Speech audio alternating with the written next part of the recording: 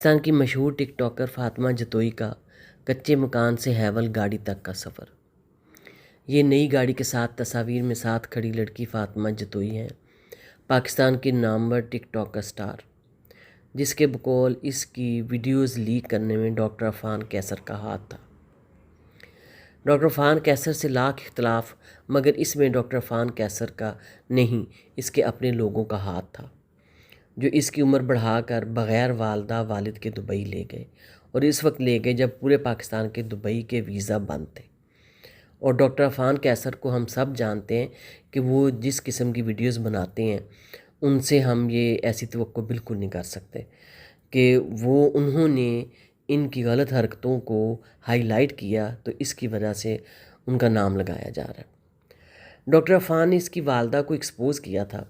جو 16 سالہ لڑکی سے غلط کاری کروا رہی تھی۔ اس نے اس کے خلاف کئی ویڈیوز بنوائی۔ آج اس لڑکی نے صرف 1.5 سال میں اپنی ہیول گاڑی لے لی ہے، DHA میں بنا بنایا گھر لے لیا ہے، اور رہتی یہ دبئی میں ہے، کیونکہ کمائی کا ذریعہ وہاں ہے۔ اب ٹک ٹاک پر اس نے اپنی نئی گاڑی کے ساتھ ویڈیو بنائی ہے، اور اس کو دیکھ کر پتہ نہیں کتنی لڑکیوں کو لگے گا کہ کچے گھر سے یہاں تک کا سفر صرف ٹک ٹاک کی بدولت ممکن ہے،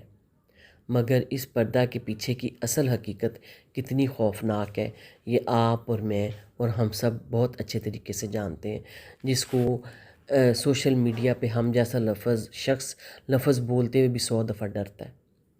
جس ملک پاکستان میں وائرل ہونا ہی کامیابی کا معیار طے ہو چکا ہے، اس کے لیے نہ تعلیم شرط ہے نہ ہنر۔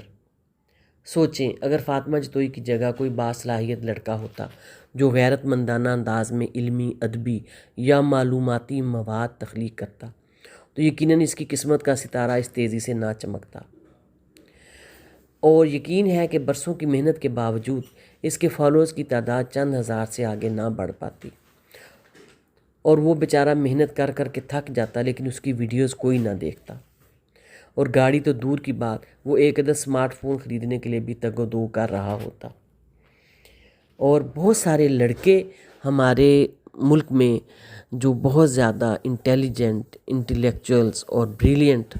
اور جو اپنا ٹیلنٹ یوٹیوب پہ دکھاتے ہیں، ان کو کوئی بھی ویوز نہیں ملتے۔ ہماری توجہ بامقصد مواد کی بجائے سستی شہرت اور تفریح کی طرف مبذول ہو چکی ہے۔ ڈیجیٹل کامیابی کا شارٹ کٹ اب جسم نمائی اور متنازع مواد بن چکا ہے،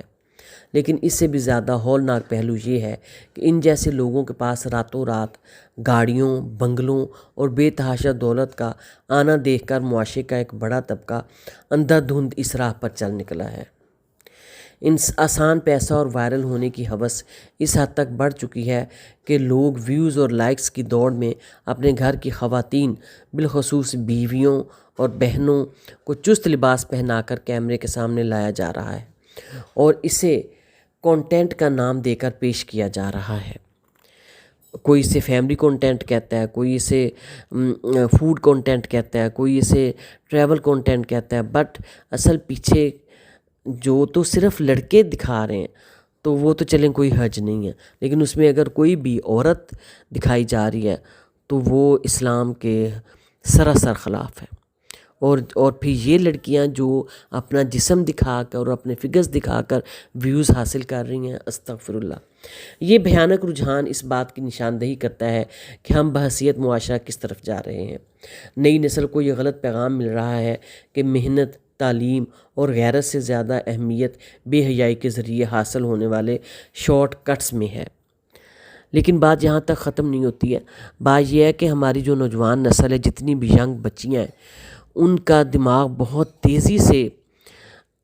چینج ہو رہا ہے اور بدل رہا ہے، اور اس طرف جا رہا ہے کہ اتنا سا تھوڑا سا اگر ہم جسم دکھا لیتے ہیں تو اس میں کیا حرج ہے، لیکن وہ اس کی جو اصل اینڈ جو اس کے رزلٹس ہیں وہ اس کو بچیاں نہیں جانتی کہ اینڈ رزلٹ ایک دفعہ اگر آپ سوشل میڈیا پر آ گئے ہیں تو آپ صرف یہ نہیں کہ آپ صرف 2-4 گھروں تک پہنچے ہیں، تو اس بچی کی جو ویڈیوز ہیں یا جو وہ نمائش کر رہی ہے، اپنی جسمانی نمائش، وہ پوری دنیا کے ہاتھ میں ہے۔ تو پھر آپ یہ دیکھیں کہ پھر ہم ان عورتوں کو کیا نام دے سکتے ہیں؟ ان عورتوں کو آپ آن لائن غلط عورتوں کا نام ہی دے سکتے ہیں نا۔ ڈاکٹر عفان جب کہتے ہیں نا کہ آن لائن طوائفیں ہیں تو پھر ان کو بہت برا کہا جاتا ہے. وہ انہوں نے اسی پہ آواز اٹھائی تھی، انہوں نے اور کوئی غلط نہیں کہا تھا. آپ ان کو ڈیجیٹل طوائفیں بھی کہہ سکتے ہیں، آپ ان کو آن لائن طوائفیں بھی کہہ سکتے ہیں. اللہ تعالیٰ کہہ سکتے ہیں اللہ تعالیٰ ہماری بیٹیوں کو، ہماری ماؤں کو، ہماری بہنوں کو، ہماری بچیوں کو ان لوگوں سے محفوظ رکھے اور ان کی عزتوں کی حفاظت کرے. اور خدا را ماں باپ سے گزارش ہے کہ اپنی بچیوں کو موبائل فونز دیں، لیکن ساتھ میں ان کو ان خطرات سے بھی آگاہ کریں کہ اپنی بھرپور کوشش کریں، حتی الامکان کوشش کریں کہ کوئی بچی بھی اپنی ویڈیو جو ہے یا آڈیو جو ہے یا فوٹوز جو ہیں وہ سوشل میڈیا پر نہ ڈالے. السلام علیکم.